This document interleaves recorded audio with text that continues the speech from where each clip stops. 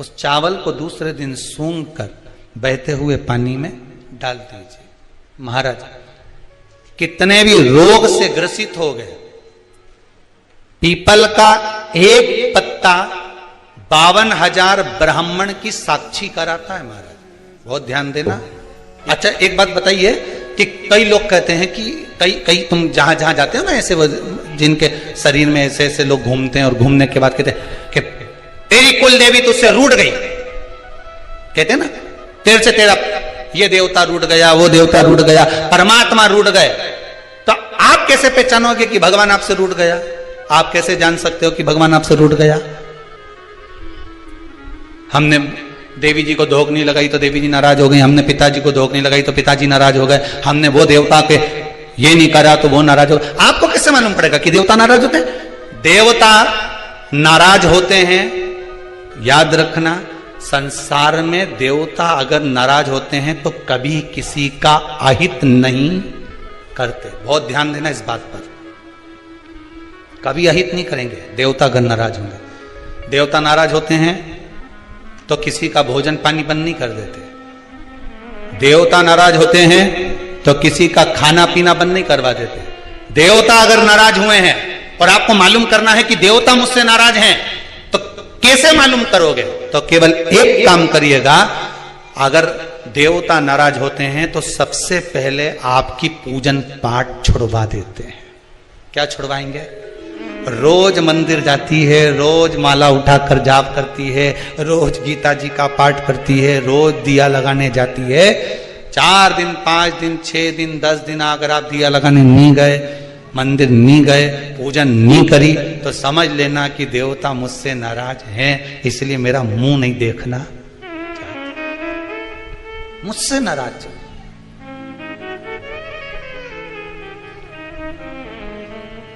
लक्ष्मी नहीं आ रही घर में, देवता नाराज है? नहीं नहीं नहीं, लक्ष्मी नहीं आ रही उसके लिए देवता नाराज नहीं है। लक्ष्मी नहीं आ रही उसके कारण तुम्हारा अहंकार है। भगवान ने जब दिया था उसको सत्कर्म में नहीं लगाया था। एक बात इससे पहली वाली कथा में कही थी, शरीर चले और तुम्हारे याद है तुम लोगों को? बस उतना याद कर लो, बहुत है।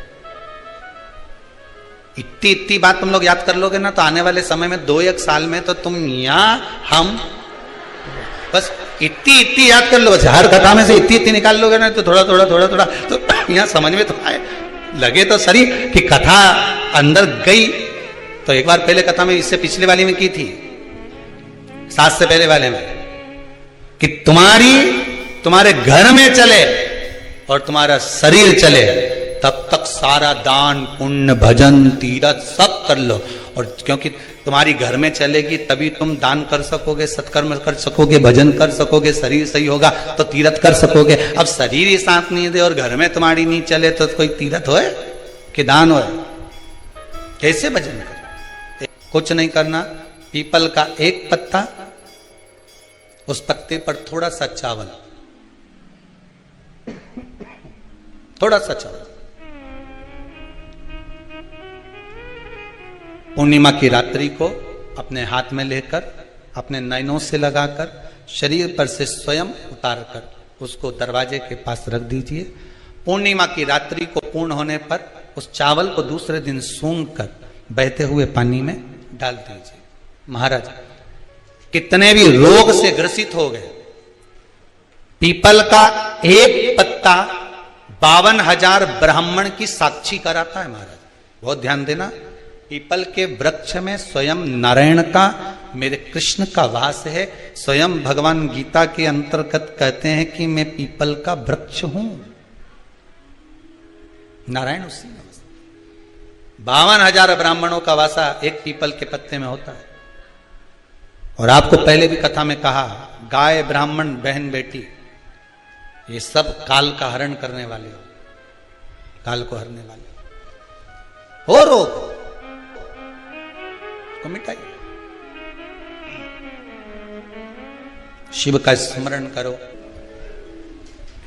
कई माताएं कहती हैं, गुरुदेव हमारे यहां पर शंकर भगवान का शिवलिंग नहीं है तो क्या हम बाजार से ले आए? और हमारे यहां पर शिवलिंग है तो वो बड़ा है तो क्या हम उसको पीपल के पेड़ के नीचे छोड़िए? नहीं।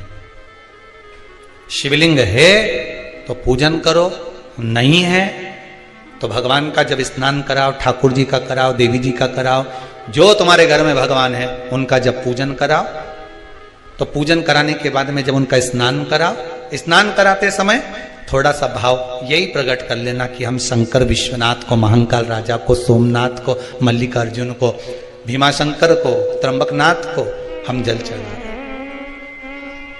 हैं। तो ठीक है, नी है तो देवताओं को बढ़ाने की जरूरत नहीं है। कारण क्या है? तुम तो कर लोगी सेवा, तुमसे तो सज जाएगी, पर आने वाली पीढ़ी करेगी क्या? घर में सेवा उतनी ही करना, उतनी ही रखना जितनी तुमसे बन रही हो।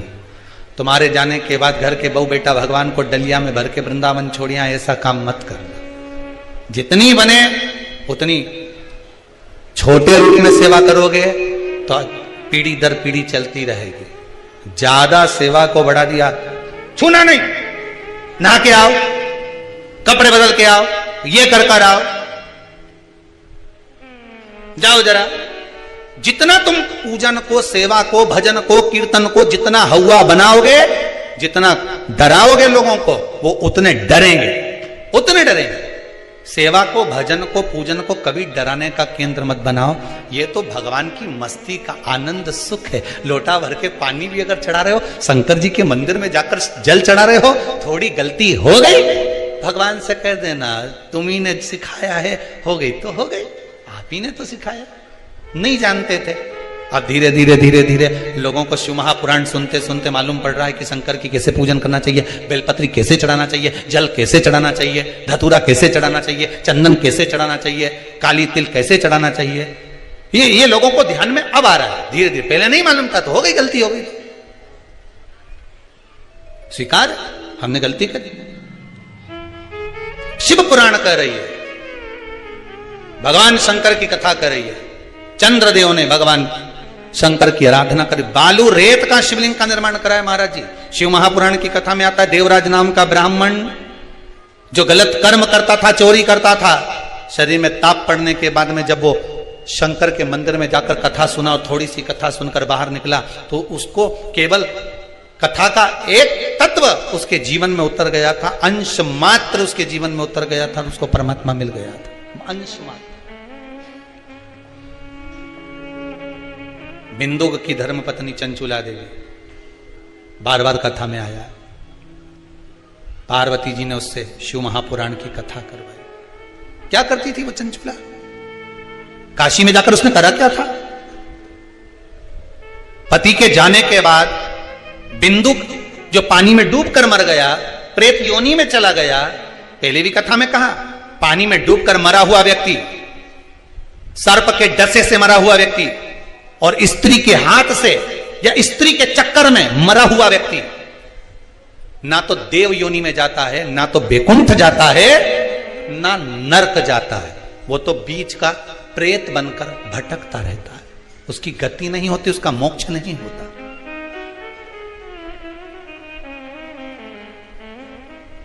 चंचुला देवी को लगा था मेरे पति को मोक्ष, तो उसने करा क्या था ऐसा कि वो काशी पहुंच गई, काशी गई, ऐसा क्या करा था उसने? चंचुला देवी तो दिन रात फैशन में लगी रहती थी। कभी पति ने अगर धन लाकर दिया तो ज्यादा से ज्यादा पैसा वो खाने पीने में उजाड़ देती थी। कभी नहीं उसने दान करा, कभी नहीं धर्म करा, कभी पुण्य नहीं करा, कभी सत्कर्म नहीं करा, कभी कहीं सत्संग में नहीं गई, कथा में नहीं गई, कभी भजन में नहीं पहुंची।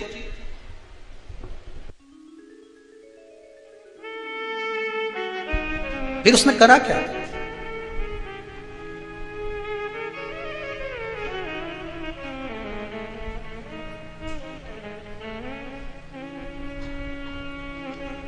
बचपन में किया गया कर्म व्यक्ति को कब प्राप्त होता है, ये चंचुला देवी की कथा कर रही। चंचुला देवी की कथा कर रही। चंचुला देवी की मां भोजन का जब निर्माण करती थी,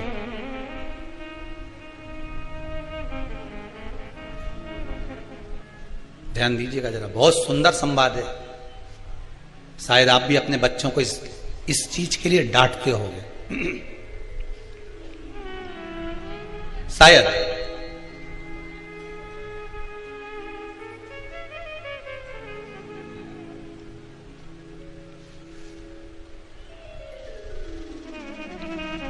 बचपन का किया हुआ पुण्य चंचुला देवी के कहां काम आया वो देखिए। पुण्य नहीं करा था चंचुला देवी ने, वहां तो खेल करा था।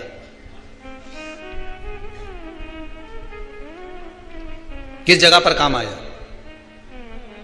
चंचुला देवी 6 वर्ष की कन्या थी। बिंदुक ब्राह्मण है, चंचुला देवी भी ब्राह्मणी थी। ब्राह्मण के घर में जन्म लिया है चंचुला देवी। मां जब चंचुला को पास में बिठा लेती थी भोजन कराते समय, तो आटे की लोई को, लोई आटा जो उसना हुआ रहता उसको तोड़ लेती थी चंचुला।